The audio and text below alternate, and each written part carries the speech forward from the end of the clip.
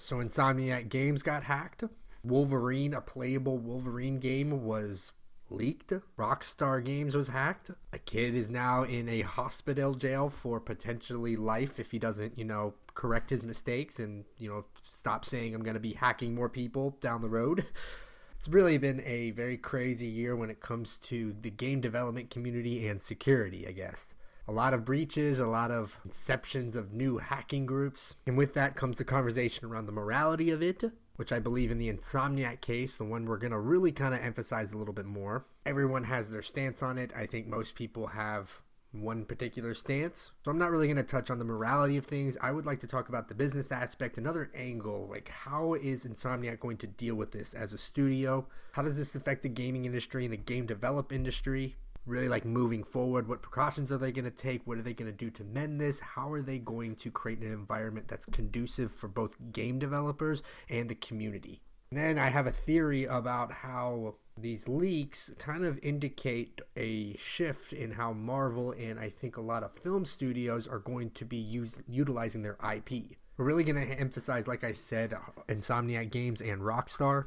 And to start off with Insomniac Games, I'm sure all of you know a ransomware group came, hacked, demanding $2 million for over a terabyte of information, including the Wolverine game, which is a pre-alpha game, so it really wasn't a full game or even close to that. Obviously, the studio denied that request, that all that information got dumped online, and there's been a whole heap of issues to come with that. We're going to separate the whole 400 employees that got their information leaked. I think, there's plenty of great videos on that talking about, how terrible of a situation that is. One thing I really wanted to lead up into is how do they do this? How do they keep getting into all of these, the rock stars, the Insomniacs, these really ironclad, or you would consider ironclad game development companies with probably millions and billions of dollars of backing? Yet you hear about some 18-year-old kid able to hack into Rockstar Games with a Roku. Well, it's really actually not that hard, and it's not some Mr. Robot type Elliot guy in the background with a hoodie on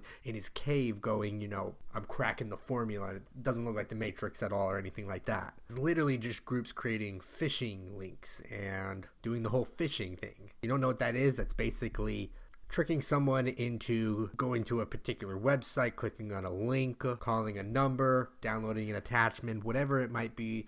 It's all deception to get them to funnel to a website or something to where they then can, take that information from you.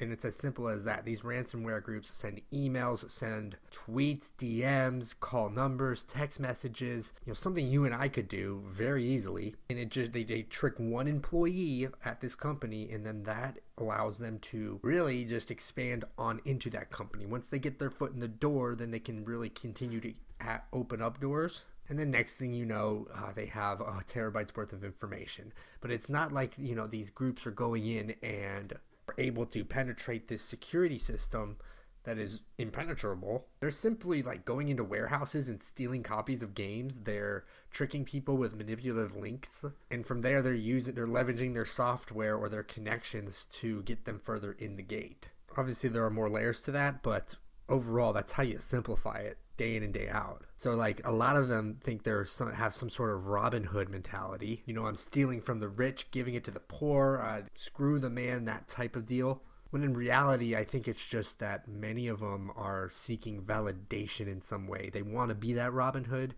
They're not doing it for the greater good. I mean, who steals all that information for the greater good?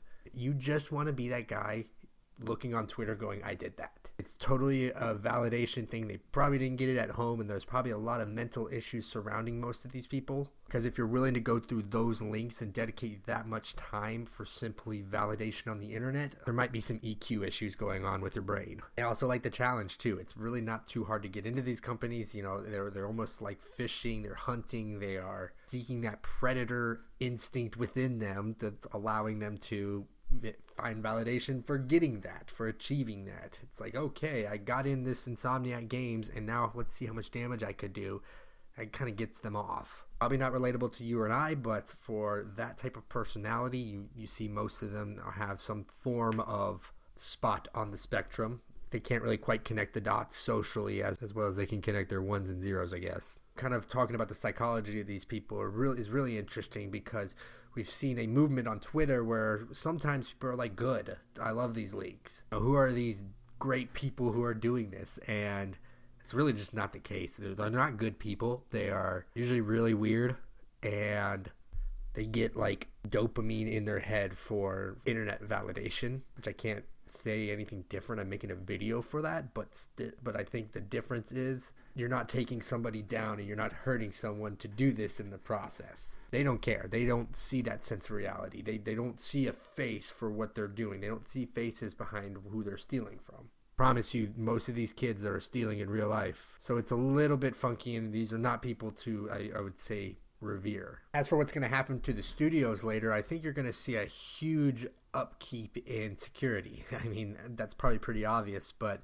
I used to work for a couple startups back in the day, and essentially you had to get this type of regulation called a SOC 2 agreement, which was one of the highest levels of security you could get as a startup. If you got it kind of validated that if I sign up with your platform, if I go ahead and I do business with your platform, like, I'm not going to have everything stolen. So I think you're going to start to see some regulatory matters kind of really slip their ways in. There's only so much you can do because they're really not getting past the firewalls and the servers per se, but they're sneaking in through the hardest thing to control, which are your employees, or to monitor, not control. Even with these regulatory issues and trying to keep more of a tight lip, I really don't think it's that concerning for studios. You're going to see that Twitter person say that, oh, I watched this one game get leaked 3 years ago and it caused me not to buy the game. Well, I swear if you saw the trailer too and, you bought the game, you probably still wouldn't play it. Like, if good games are good games, in my opinion. No matter how you swing it, no matter when they get leaked, no matter what timeline and how they look or perceived, if it's a high quality game, people are going to buy it and people are going to play it.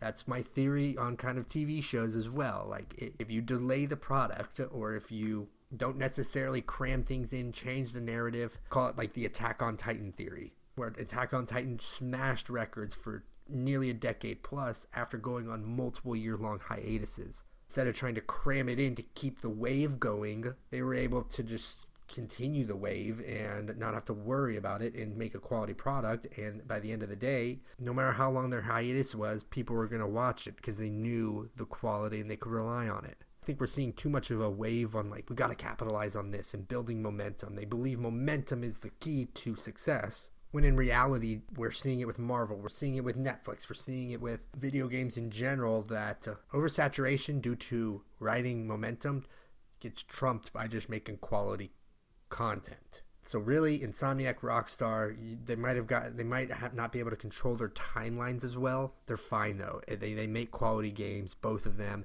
The hype will still be around. I would love to see how much, like, the analysts on Wall Street project this to affect their business. I would say it's almost marginally insignificant, and a couple $1 million would not have helped it. But one last thing I wanted to talk about actually was where Marvel is going as a studio, and I mentioned that in a previous video, but essentially how I believe, and I think this Insomniac leak really kind of painted the picture out of a cinematic universe in video games. And I know that's probably like a video game universe. I don't know how you describe it. I think you're going to see the Marvel formula really kind of play out into gaming. They find a formula that works, they hammer it out, they build an entire universe around that formula, make a bunch of money, and then it becomes oversaturated to an extent. As you could see, we saw Venom, Wolverine, X-Men, plenty of games we found out through this leak that are going to be released. I think you're going to see Disney really lean on creating IP games, or games using their IP, using that open world, because they see Hogwarts Legacy, you see Spider-Man 2. Those games were arguably the most successful games of the year.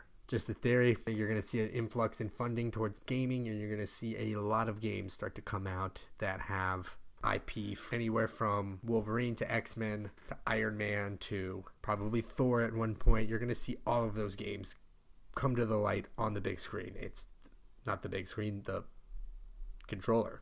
So that's pretty much it. I really wanted to kind of talk about every angle you could probably possibly talk about in terms of why people did it, what to expect moving forward, and what to expect kind of in the slate of content. Overall, I hope you enjoyed that. Please comment down below maybe your thoughts about how this is going to affect the future of the studio, and what you see in terms of like leveraging like superhero IP and all this IP into the gaming industry, specifically that open world formula we typically see. So other than that, yeah, that's the comment. I don't know how to end these videos, so I'm going to go ahead and do that. Thanks for watching. I'll see you next time. Later.